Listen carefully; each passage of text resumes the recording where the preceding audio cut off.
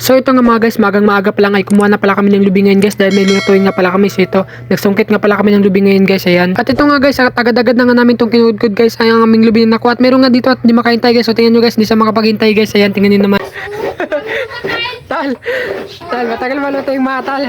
At dito guys, at dinamihan nga natin ating kinudkod na lubi guys para marami at magandang lasa ng guys at para malasa masyado. So yan, so tingnan naman guys, sobrang dami ng aming kinuha guys, ayan, para mas malasa masyado yung ating lulutuin. So tingnan nyo naman. At dito nga mga guys, nilagyan na rin namin ng tubig to guys para masimulan namin itong pigaan at makuha namin itong katas niya. So yan, yan guys, nilagyan namin ng tubig. At dito nga mga guys, sinisimulan namin siyang pigaan guys. So yan, tingnan nyo naman, pinipigaan namin para malis na yung tubig niya.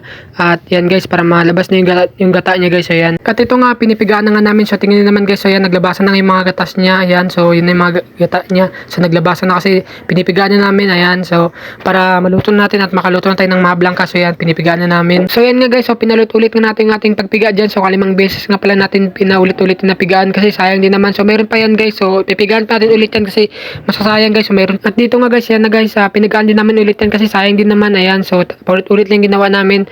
Ayan, kasi para maging malasa talaga yung ating lutuin na mablangka. Ito nga guys, pagkatapos natin sa pigaan guys, ayan, sinala na nga natin siya para wala talagang malagay na malalaking butil dyan ng kwan guys na ating kinudkod guys. So ayan, so sinala natin siya para tamang gata lang natin makukuha. So tingnan nyo naman para tamang gata yung makuha natin at wala tayong masaling mga malalaking butil dyan. Ayan, pipigaan natin siya ulit kaya para maglabas talaga yung katas niya. So ito na yung napigaan natin. So ayun nga guys, kala ko nga tapos na yung aming papiga ng aming pan guys. So pinigaan niya pa ulit yung kanina nakuha niya guys. So ayan, sayang din naman daw kasi so mayroon pa daw tong gata na makukuha dito. So ayan, pinigaan niya ulit. Ayan, so tingnan niyo naman guys. Ayan guys, magluluto nga pala kami ulit ng mablangka ngayon guys. Ayan, tingnan niyo naman.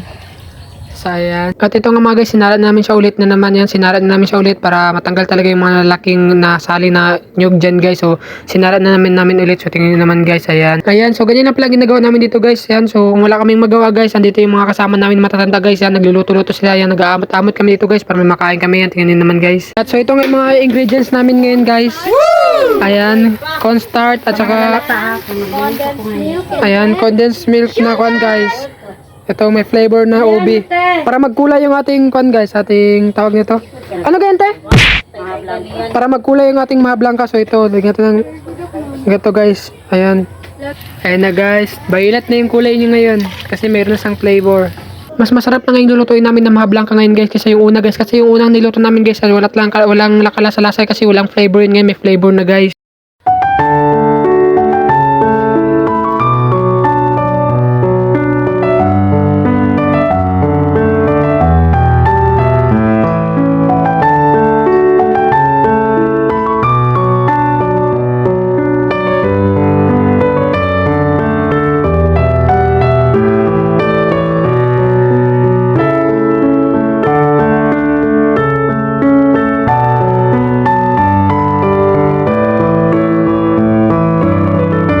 So ayun nga mga guys, so tingnan nyo naman guys kung gaano kakulay ang aming luto na mablangka. So kulay violet na plain kasi ubi yung flavor niya guys. So yung unang niluto nga pala namin, so walang ka-flavor yun, ngayon meron na guys. So ito nga mga guys, hinalo-halo na namin guys. Ayan, so ilulutuin na namin to guys. So tamang halo-halo lang tayo dito kasi dito pwede, dapat lagi na itong hinalo guys para madali lang siyang maglagkit at madali siyang tumigas. Ayan, kasi pag malakas na yung apoy, madali lang siyang maglagkit. Ayan na guys, nagalagkit na siya guys. Ayan. Ayan ang ating mablangka. So ito nga mga guys, tamang halo-halo lang muna tayo dito kasi halo-haloin lang muna natin at bidilisan na natin ating galaw para madali lang tumaluto. So tingnan naman at sobrang bango at sobrang lagkit na to kasi flavor, ubi flavor na to ngayon guys ang aming gagawin kuan. Tawag ito mablangka guys. So yan. So yung unang ginawa nga pala namin na mablangka guys at wala nga pala yung flavor guys. So ayun. So tamang puti lang talaga yung kulay niya at walang kalasa-lasa yun. So ito ngayon may lasa na at masarap guys dahil ubi flavor na to guys. So ayun na nga guys at malagkit na nga siya guys. So yan, maya guys, alisin na rin natin guys para madali na siyang maglamig at madali na siyang tumigas. So tingnan niyo naman guys.